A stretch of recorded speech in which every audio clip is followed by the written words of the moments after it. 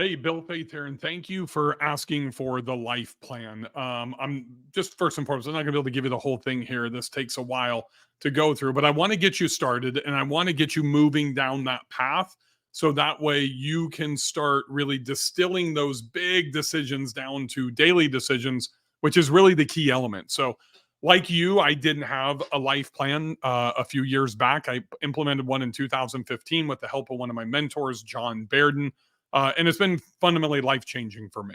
That's why I want to share this with you. It's been life changing for me. It's been life changing for my spouse. It's been life changing for my children, my two girls, because once I knew what I wanted, we could re-architect our entire lives. And my wife and I have done that since 2015. Completely changed our lives, not only in our personal relationship, but probably even more importantly in our business journeys together. Because her and I are a team. But one of the things that we found out is we were not fully unified. Now, I'll share a secret with you. I've been married for 25 years to my lovely wife, Bria. I've never had to sleep on the couch. We've never gone to bed mad. I've never had to go stay at a motel because we had this big knockdown, drag out fight. And we've had plenty of issues, plenty of fights, but that's just part of marriage. It's part of being together for 25 years. But one of the, and just an incredible marriage it is, but we just never went to bed mad. But there's one thing that was missing. We were not unified. I thought I was doing the right thing as the alpha male, the OCD, quadruple type A, whatever, acronym you want to give to successful entrepreneurs. And we had a tremendous marriage and we were tremendous parents and great love life and all these things, but we were not exactly unified. It took going through these types of exercises to get us unified 100% on the same page. And it starts with determining our outcome. So when John Baird put myself and five other entrepreneurs through this, the first thing we had to do was define retirement. And what happens is we all think in number one that it is financial freedom and travel the world because that's really what we want to do. But what we have to do is we have to be able to keep score. So let's take financial freedom. What does that really mean?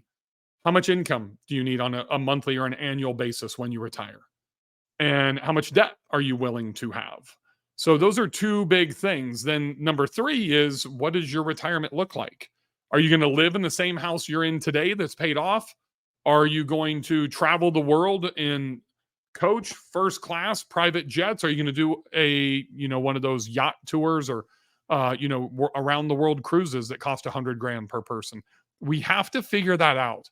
Things are going to change. Don't think you're writing this down in stone and Moses is going to put it in the 10 commandments or something like that. This will evolve. It will change, but we need to be able to keep score. And you'll find out why here in just a second. So that's kind of the base financial component. Once you have that, then number two is you're going to be able to distill that down to daily decisions. And when you distill that down to daily decisions, excuse me, then you're going to be able to make more informed decisions on a daily basis that will move the needle either closer towards those long-term goals or farther away. It makes it easier for us to identify. So we want to really become systematic about this. So it's not 3-year, 5-year plans. It's like I'm 50. It's a 5-year plan for me because I'm retiring in 5 years, not based on the financial component. But this is the third big one is really your life levers. The life levers that have to be pulled could be having to do with illness or age, or in my case, it is age, but it has to do with my youngest daughter who's a freshman in high school. And when she gets out of high school, then she goes to college. Our oldest daughter is a senior. She's going to college next year. Then that gives more freedoms to me and my wife. We don't have soccer. We don't have school stuff. We don't have extracurricular activities. They start to live their own life when they go away to college. But something could impact that between now and then. Thinking about taking care of family members. I had to take care of my mother for 3 years before she passed away. And she came and I had retired her down into Florida and she had to come and live with us. And then we couldn't take care of her. And then I had to put her into, a Brookdale assisted care facility. And I hadn't budgeted. I didn't think about that beforehand. I didn't realize it was going to cost me $8,000 a month at a time when I couldn't afford it. So it's planning these things out. So what I want you to do as your action step is I want you to do this individually. If you're watching this, I want you to watch this alone. And I want you to, number one, define retirement. And number two, give that a date And then 3, we're going to get into the financial components of that, right? So it's really 1A and B. And the financial components, how much cash do you need to have to be comfortable to retire? How much income do you need to have? How much debt are you comfortable with? Look, a lot of people in the real estate investing space are telling everybody, hey, leverage, when your property equity increases and it goes from 500,000 to 750,000, pull 185 out, pull 200 out and keep leveraging that up to get more properties. Well, then you're just riddled with debt as you get older. And that's a great way. That's rich dad, poor dad. That's a great way to build a lot of cash flow and then reinvest that cash flow. But if you're like me and you're 50 and you're on the back end and you lose sleep at night by having that debt, I've actually wanted to pay my debt off. I'd like to have zero debt. So I made $997,000 just off my short-term rental owned portfolio in 2022. At that point, I had about $4 million in debt. My youngest daughter is graduating in 4 years. You see how that coincides to where if I can live on additional income and I don't have to touch it, I can reinvest that to pay down all my debt and be debt free when I'm ready to retire. These are the things that we need to think about. We need to write these down. So the reason I want you to write this down on your own is because then I need you to guide your spouse through this as well. Don't share your information. Keep that close to the vest. Keep it secret. Let him or her go through the same exercise. The one thing you have to do is you have to visualize what you want your outcome to be. For me and my wife wanted to travel around the country and have different properties in each one of those places that we want to spend time. We have our beach house. We actually have, and we invest in the clusters. So I have multiple houses down in Gulf Shores. The big one is the one that my wife loves. But we also have this little, that's called Dragonfly. We have Little Dragonfly, which is beachfront out in Fort Morgan, and it's quiet. That's probably the house that we would stay at. So Dragonfly and the other properties will fund that when we stay there. We love the lake. We have a place on Smith Lake, just north of Birmingham, Alabama. That used to be our favorite place, but it's not anymore. Now it's in Whitefish, Montana.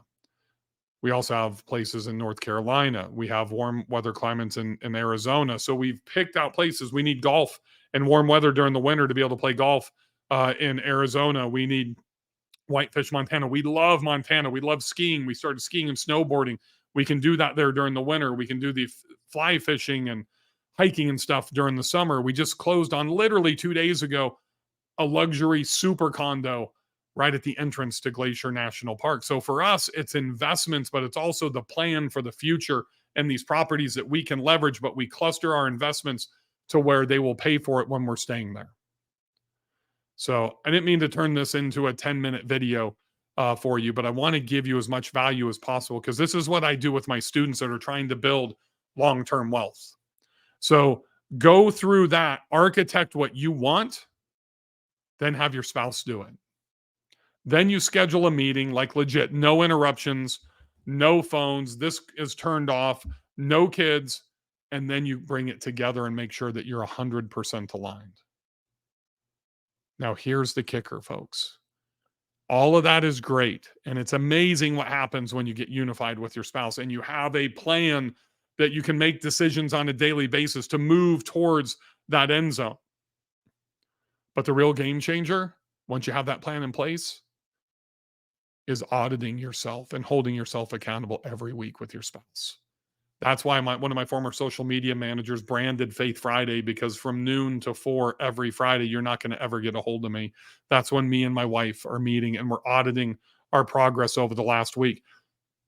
How many times were we intimate with each other? And I'm not talking sex here. I'm talking like, how many times did I slap her on the bottom, or how many times did I walk up and give her a hug and a kiss and just tell her and hold her and hug her and squeeze her? How many times did I tell her that I love her?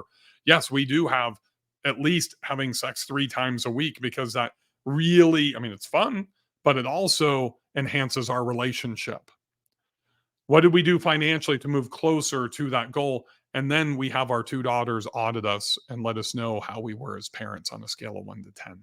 So we're meshing. I do not believe that we can have church and state. We can't separate, work life. Work life balance is bullshit. It's a myth. They have to be intertwined together, and we make that work with priorities. So we're looking just as much at the life components as we are at the financial components, and that's how we built a super life. A lot of people think for me, it's just about building super properties and turning that into a super portfolio of real estate. And that's a huge part of it, but it's all for naught if you don't build the super life. So I hope you find some value in this. I hope that you actually will go through this exercise. It's not challenging, it just takes commitment to actually execute it. And then I hope you will actually come back and go to that next level.